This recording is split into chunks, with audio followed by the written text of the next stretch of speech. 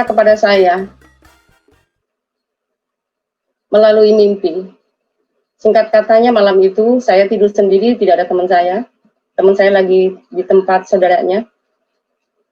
Nah, ada yang namanya pohon rindang yang saya lihat di dalam mimpi itu. Lalu saya melihat ada orang yang berjubah putih. Dan di depan orang yang berjubah itu banyak sekali domba-domba. Seperti orang lagi mengembala domba, seperti itu. Nah, saya dari jauh, saya melihat bahwa itu siapa, gitu kan. Lalu, orang yang berjubah itu membuka tangannya lebar-lebar dan dia berkata, "Akulah jalan dan kebenaran dan hidup. Tidak seorang pun yang bisa datang ke rumah Bapa kalau tidak melalui aku." Itu katanya, kata pertama. Nah, setelah itu saya terbangun, mimpi apa tadi ya, gitu. Tapi saya tidak menghiraukan mimpi itu. Apa sih tadi, gitu, tidak menghiraukan. Pada akhirnya malam berikutnya, saya dikasih mimpi kembali. Di situ saya juga melihat pohon rindang kembali. Entah kenapa, apa maksud dari simbol pohon rindang yang selalu muncul dalam mimpi saya itu, saya tidak mengerti. Yang jelas itu yang saya lihat. Dan saya melihat ada anak 7 tangga. Di atas anak 7 tangga itu ada yang namanya salib. Nah, setelah itu di dalam mimpi saya itu, saya disuruh naik memanjat tangga itu. Sampai ke puncaknya, saya memeluk salib itu, dan salib itu berubah menjadi wajah orang. Orang itu bicara seperti yang mimpi saya pertama kali. "Akulah jalan dan kebenaran dan hidup.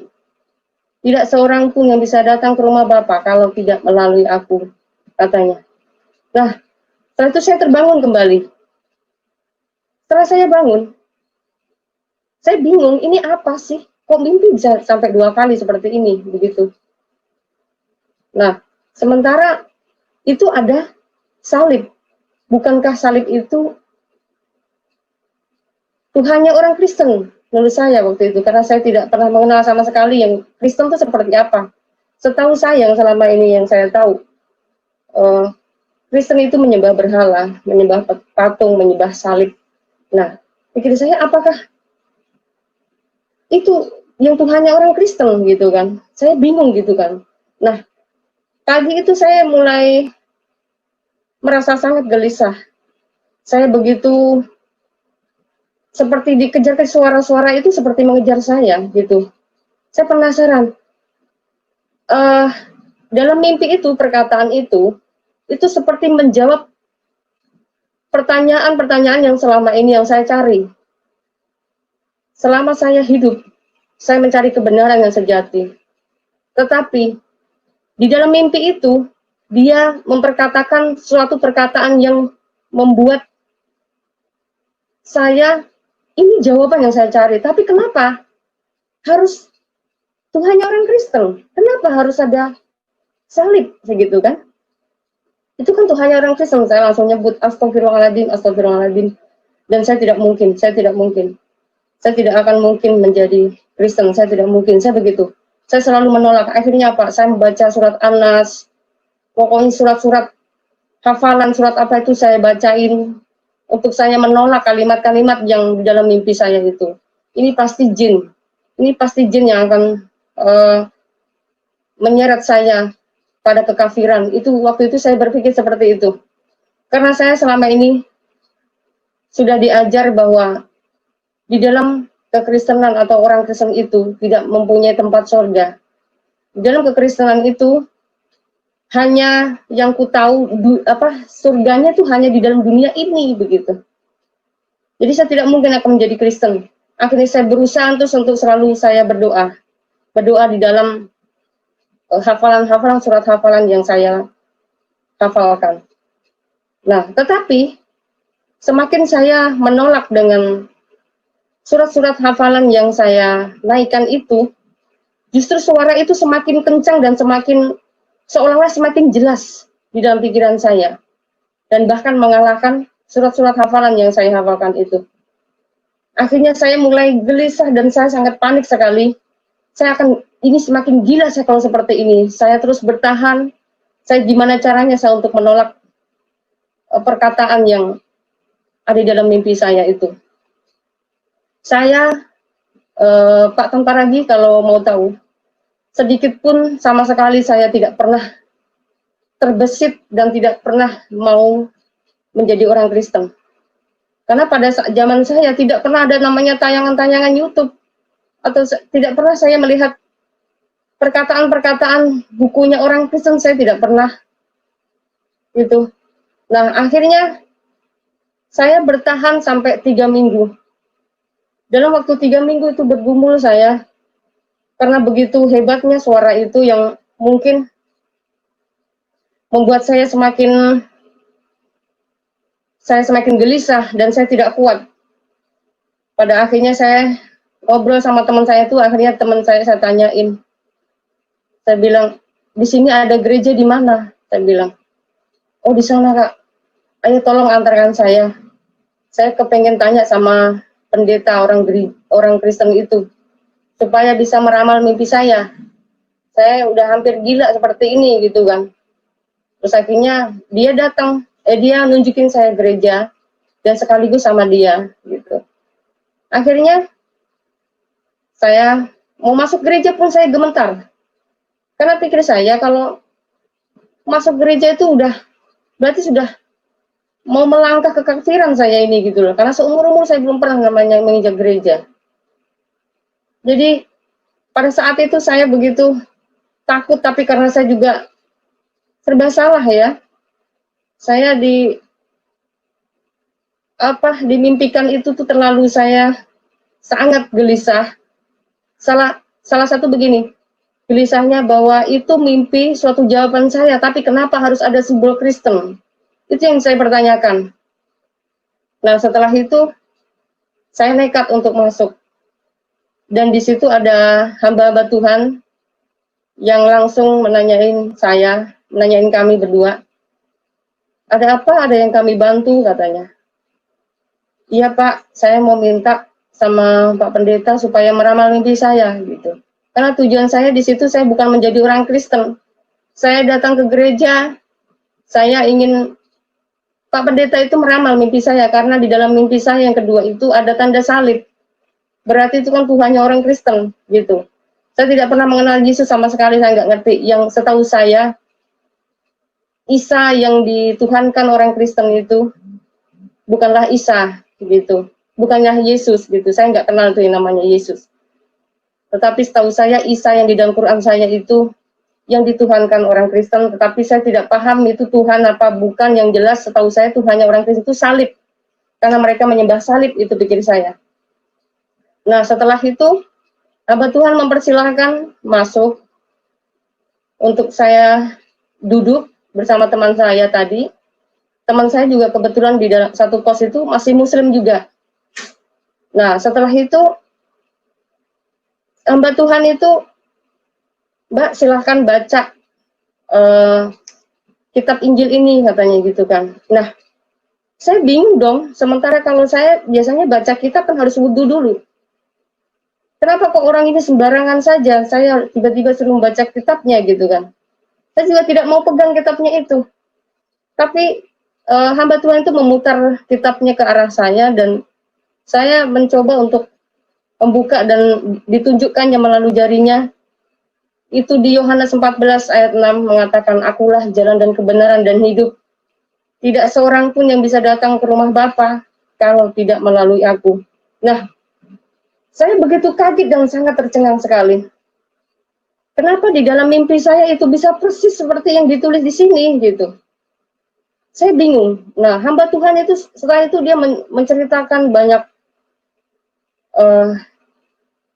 hamba Tuhan itu menceritakan banyak hal. Tetapi saya tidak bisa fokus apa yang diceritakan hamba Tuhan itu. Saya hanya fokus di dalam kitab itu. Kenapa kitab itu bisa menuliskan hal yang sama persis di dalam mimpi saya? Seperti itu. Nah, setelah itu saya pulang. Saya permisi minta pulang. Tetapi hamba Tuhan itu bicara, Mbak, kalau mbaknya kepengen belajar lagi tentang Injil, silahkan datang kemari. Dalam hati saya tidak mungkin. Saya tidak mungkin akan menjadi Kristen. Saya tidak mungkin. Astagfirullahaladzim, saya selalu nyebut. Dan bahkan bisa dibilang tidak mungkin karena tidak ada satupun keluarga saya yang beragama Kristen. Saya tidak mungkin menjadi Kristen. Saya tidak mungkin. Saat itu saya mengatakan seperti itu. Tetapi dalam pemikiran saya itu kenapa? Jawaban yang di dalam mimpi saya itu bisa persis di dalam kitab. Itu saja yang membuat saya semakin penasaran. Sampai rumah saya duduk diam. Malamnya saya mencoba untuk sholat tahajud. Saya berusaha untuk menolak saya untuk menjadi Kristen. Tetapi yang saya pertanyakan pada saat saya sholat itu, kenapa di dalam mimpi saya itu bisa persis di kitabnya orang Kristen? Pada waktu itu saya bertanya seperti itu. Tapi tidak pernah ada jawaban dan saya bingung. Saya sholat pun seperti hampa gitu.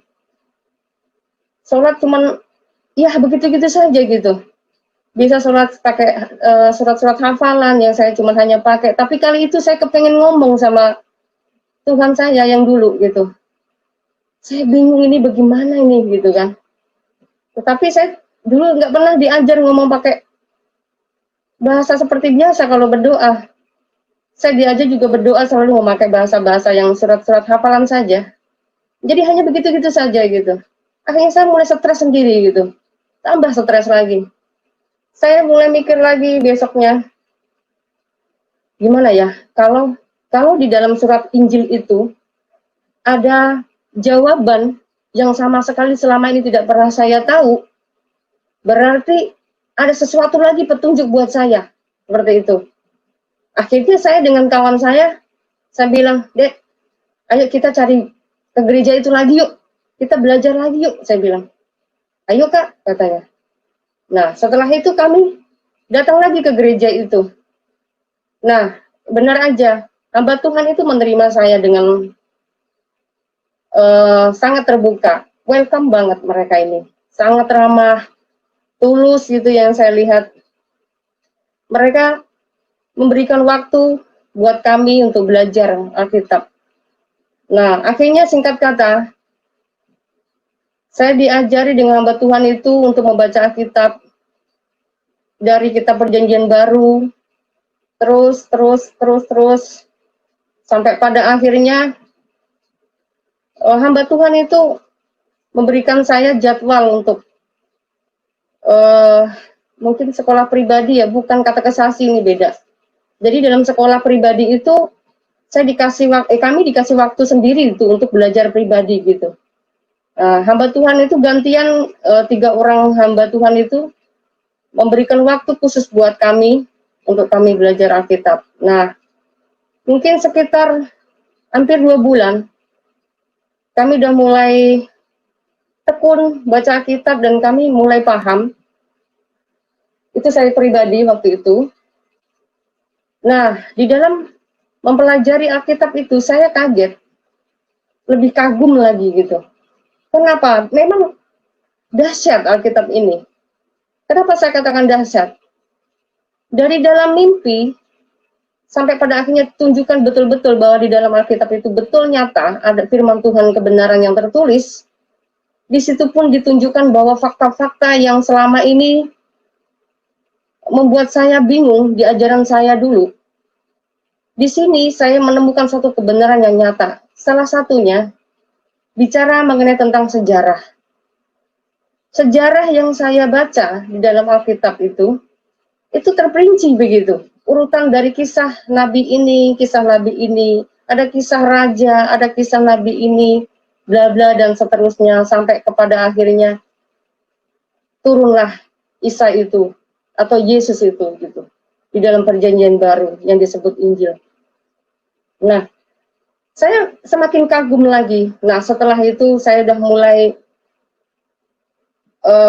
yakin dengan kitab sekarang itu yang saya yakini.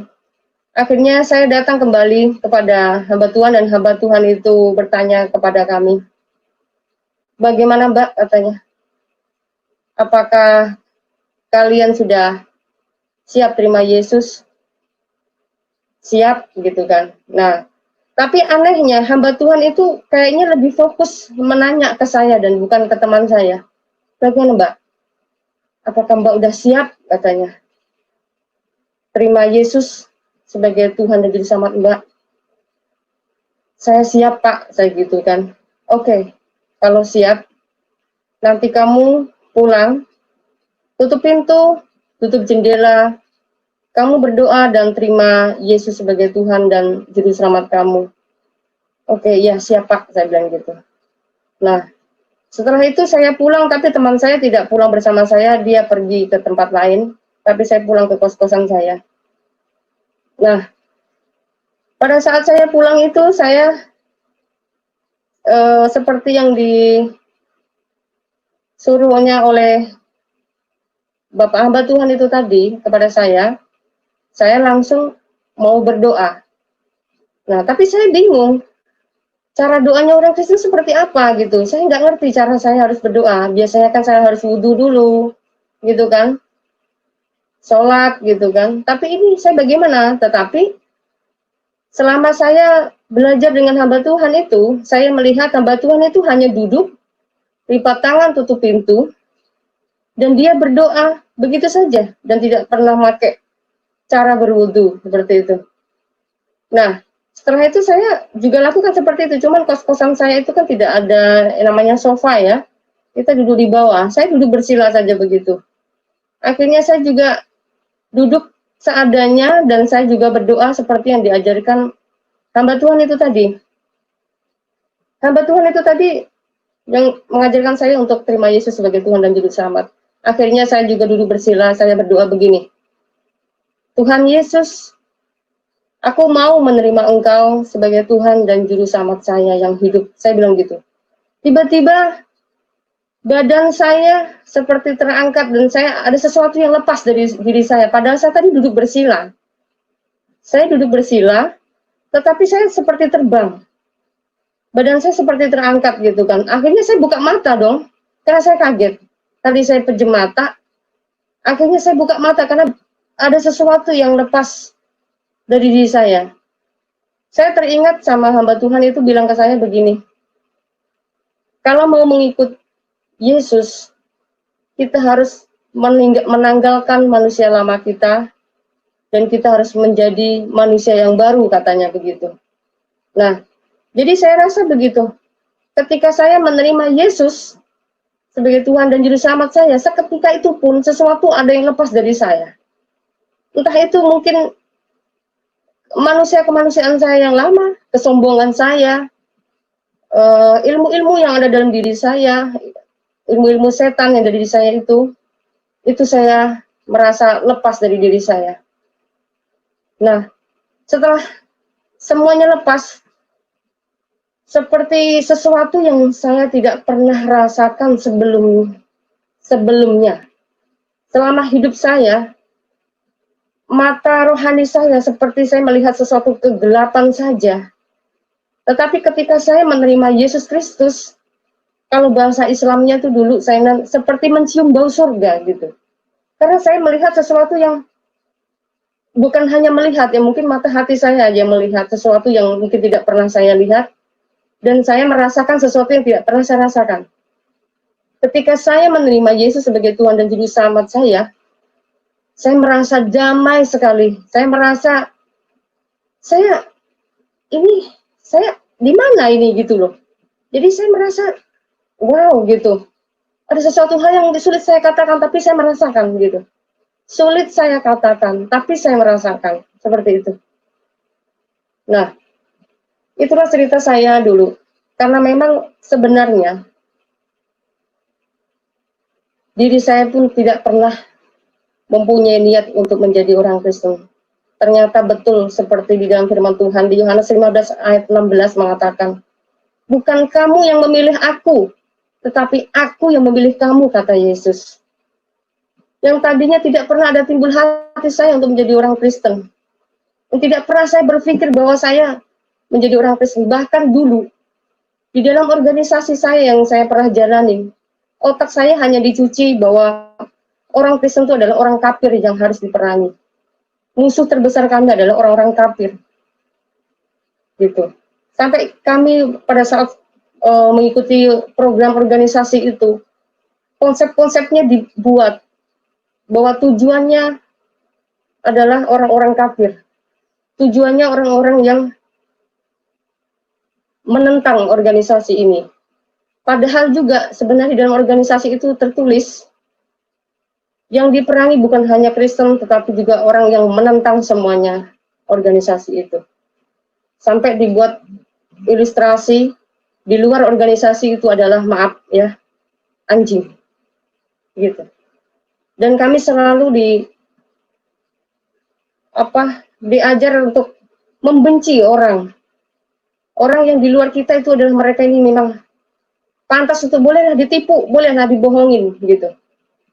Karena menurut organisasi saya dulu, mereka adalah sampah gitu, yang harus dibinasakan seperti itu.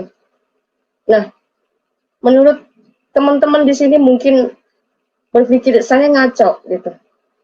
Tetapi apa boleh buat? Karena memang dalam perjalanan hidup saya ketika saya dulu waktu masih Muslim, masih Islam biasa waktu di kampung, saya tidak pernah tahu ajaran Islam sesungguhnya itu seperti apa.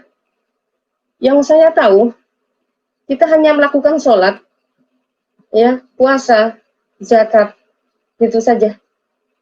Dan kami tidak pernah pusing dengan hal-hal yang lain gitu. Jadi tidak pernah pusingin dengan isi kitab saya itu seperti apa. Karena dari zaman saya dulu, itu tidak ada namanya Al-Quran, ada terjemahannya. Kecuali ya juz amma begitu ya. Juz amma begitu, surat-surat hafal memang ada artinya. Tapi Al-Quran dulu tuh semuanya tidak pernah ada yang namanya terjemahan. Jadi saya berpikir Islam itu baik. Islam itu rahmatan lil alamin. Jadi berlomba-lomba untuk berbuat baik, hanya itu saja. Tetapi tidak menjamin saya bisa masuk surga. Walaupun berbuat baik tetap saja masuk neraka. Begitu. Nah, sampai pada akhirnya saya masuk ke organisasi itulah. Saya mulai sedikit mengenal namanya Al-Quran terjemahan. Kami lebih cenderung untuk belajar Al-Quran terjemahan. Nah, memang ternyata di situ ada himbauan-himbauan untuk memerangi musuh, memerangi non-muslim, memerangi kafir di sekitar kita gitu. Karena memang tujuan utama adalah khilafah.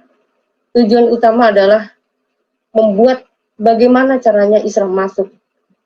Bagaimana Indonesia ini bisa menjadi Islam. Bahkan dunia, seperti itu. Nah, mungkin dari teman-teman muslim juga mungkin akan beranggapan, oh harus bicara konteks, harus lihat konteksnya. Mungkin seperti itu. Tetapi, marilah kita melihat. Di dalam perjanjian lama, Tuhan sudah menuliskan, kita terdahulu sudah menuliskan sejarah, begitu kejinya sejarah di dalam kitab perjanjian lama. Ya, itu sudah komplit, gitu loh. kejahilian orang, kebodohan orang, kejahatan orang itu semuanya sudah tertulis gitu. Sampai pada akhirnya ada masuk dalam namanya kitab penggenapan yang disebut kitab Injil yang sudah memperbaharui suatu hukum-hukum yang dulu tidak pernah ada di dalam kitab sebelumnya, tetapi penggenapan hukum Taurat sudah digenapi oleh Yesus. Tetapi kenapa setelah Injil ada kitab yang baru yang namanya Al-Quran? Itu mengajarkan sesuatu kekerasan yang seperti hanya di masa lalu, gitu. Kenapa, gitu? Hanya itu. Jadi pertanyaan saya, kenapa? Oke, sebentar Bu Fatimah.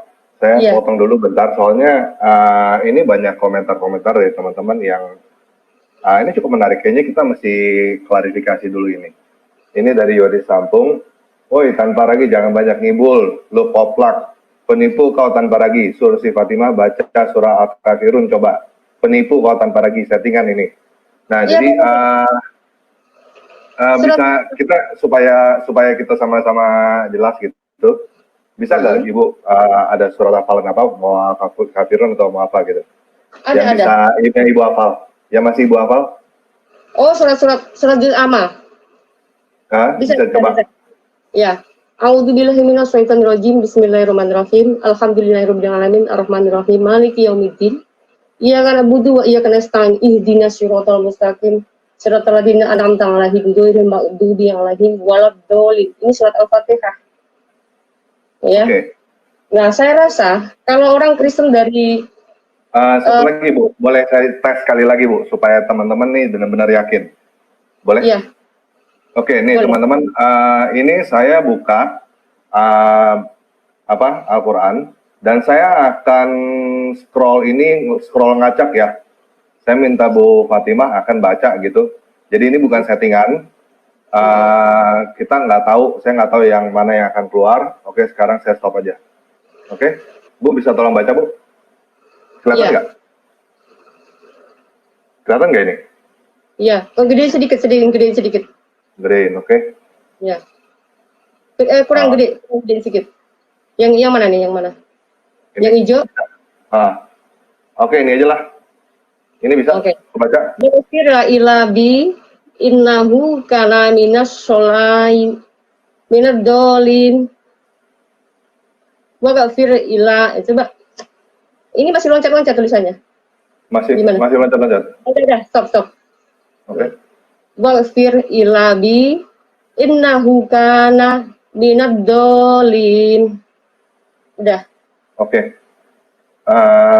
Jadi jelas ya teman-teman. Buat Yoris Lampung, ini bukan settingan. Oke. Seharusnya cukup jelas. Jadi tadi udah dibuktikan dengan surah hafalan dan baca Al-Quran random. Oke? Ya. Ya. Tadi sampai mana Bu ya? Lanjut Bu, silakan. Sampai di mana ya? Oke. Sekarang gini deh, sekarang saya nanya lagi deh. Tadi ada beberapa pertanyaan juga dari teman-teman soalnya. Banyak yang nanya, Bu, kenapa pakai masker, kenapa tutupin muka? Jadi sebenarnya saya mau kasih tahu teman-teman bahwa ini saya yang minta sama Bu Fatimah untuk tutup muka. Bukannya dia yang mau, saya yang minta. Soalnya ini menurut saya agak berbahaya karena kita masih ngomongin soal NII, Negara Islam Indonesia. Ini saya juga belum tahu. Bu Fatimah sekarang masih ada ancaman-ancaman itu nggak Bu? Kalau ancaman dari organisasi itu sendiri saya tidak ada, cuman ketika saya berkomentar di media-media dunia berdebatan seperti itu, saya dapat ancaman. Oke. Dan mereka nggak tahu ya Ibu dulu dari NII segala macam gitu, nggak tahu ya? Sepertinya mereka belum tahu. Oke, jadi nah itu yang kenapa saya minta sama Bu Fatimah untuk tutup muka, soalnya kita nggak tahu apa yang akan terjadi atau apakah organisasi ini masih ada atau bagaimana, saya nggak tahu. Jadi lebih baik kita ambil aman aja.